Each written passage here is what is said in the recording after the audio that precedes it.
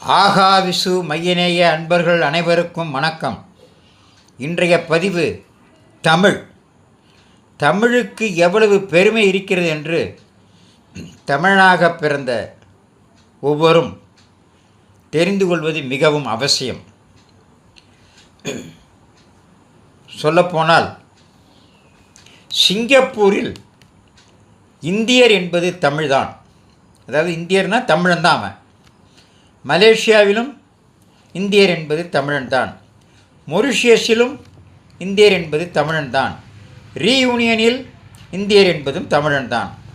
பிரான்சில், ஜெர்மனியில் போன்ற பல்வேறு ஐரோப்பிய நாடுகளிலும், கம்போடியாவில், தாய்லாந்து போன்ற ஆசிய நாடுகளிலும் இந்து கோவில்கள் என்பது தமிழர்கள் கட்டியது தான். பெருமையாக இருக்கல்லவா? நினைத்து பாருங்கள். இலங்கையில் தமிழ் இரண்டாவது ஆட்சி மொழியாக இருக்கிறது. பாஸ்போர்ட்டில் கூட தமிழ்தான் இருக்கிறது.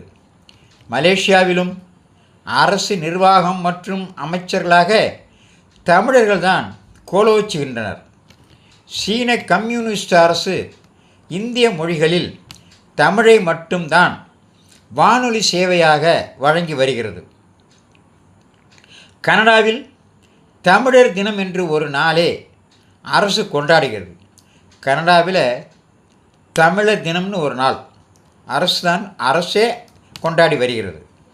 ஜப்பானில் தமிழில் அறிவிப்பு பலகைலாம் இருக்கு இல்லையா, அதை ஜப்பானில் தமிழில் தான் வைத்திருக்கிறார்கள். பிரான்ஸ் புனித லூர்து அன்னை ஆலயத்தில் ஒவ்வொரு நாளும் திருப்பலி நடத்தப்படும் மொழி தமிழ்தான். உடம்பு சிலிர்க்கிறது அல்லவா?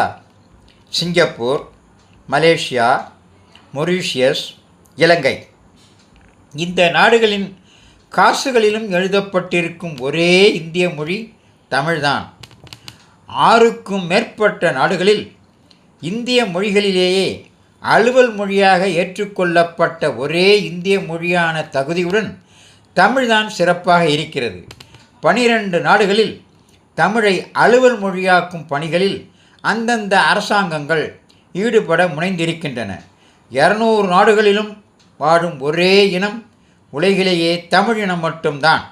இதில் பல நாடுகளில் இந்திய தூதர்களாக இருப்பதும் தமிழர்கள்தான். என்னே பெருமையாக இருக்கிறது அல்லவா?